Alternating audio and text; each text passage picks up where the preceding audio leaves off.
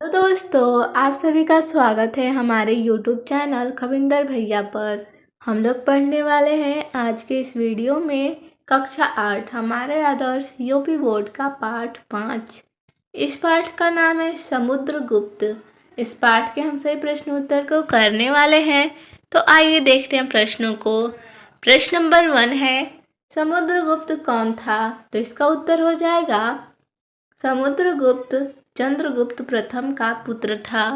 प्रश्न नंबर 2 है, समुद्रगुप्त की विजय यात्रा का मुख्य उद्देश्य क्या था? तो इसका उत्तर है समुद्रगुप्त की विजय यात्रा का मुख्य उद्देश्य भारत में राष्ट्रीय एकता की स्थापना करना था। प्रश्न नंबर 3 है, समुद्रगुप्त की विजय का संक्षेप में वर्णन कीजिए। तो इसका उत्तर हो जाएगा समुद्रगुप्त ने भारत की राष्ट्रीय एकता की स्थापना हेतु विजय यात्रा प्रारंभ की। उसने उत्तर भारत के राजाओं को परास्त किया और उनके राज्यों को अपने साम्राज्य में मिला लिया। उसके साहस और पौरुष की चारों ओर चर्चा होने लगी। अपनी सेना का संचालन वह स्वयं करता था और एक सैनिक की भांति युद्ध में भाग लेता था। धीरे धीरे उसने पूर्व में बंगाल तक अपना राज्य फैलाया। पूर्वी तट के द्वीपों पर आक्रमण के लिए उसने नौसेना का गठन किया।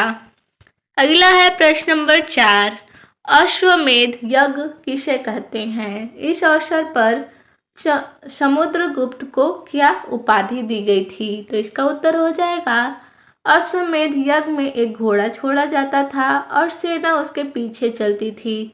यदि कोई घोड़ा पकड़ लेता था तो राजा उससे युद्ध करता था, अन्यथा जब घोड़ा विभिन्न राज्यों की सीमाओं से होकर वापस आता था तब यह यज्ञ पूर्ण माना जाता था और राजा दिग्विजय समझता था। इसे ही अश्वमेध यज्ञ कहते हैं। इस अवसर पर समुद्रगुप्त को महाराजाधिराज की उपाधि दी गई थी।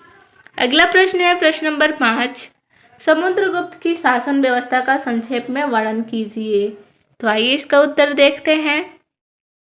उत्तर में हो जाएगा समुद्रगुप्त की शासन व्यवस्था इतनी सुदृढ़ थी कि उसके लगभग 50 वर्ष के शासनकाल में किसी भी क्षेत्र में न अशांति हुई और न किसी ने साम्राज्य के विरुद्ध विद्रोह करने का साहस किया।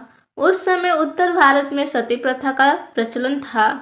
समुद्रगुप्त ने न केवल इस सती प्रथा को समाप्त किया वरन महिलाओं की मर्यादा और प्रतिष्ठा को भी यथोचित महत्व प्रदान किया। उस समय खेती और व्यापार उन्नत दशा में थे। भारत भूमि धन धान्य से परिपूर्ण था।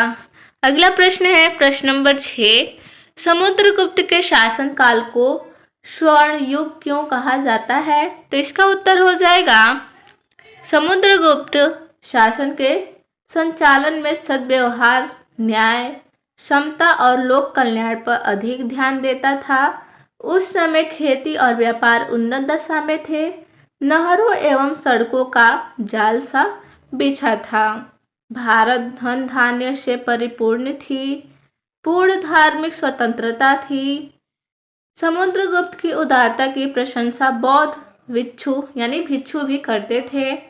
अतः समुद्रगुप्त के शासनकाल को स्वर्ण युग कहा जाता है। तो आज के वीडियो में बस इतना ही प्रश्न था। मिलते हैं अगले वीडियो में। धन्यवाद।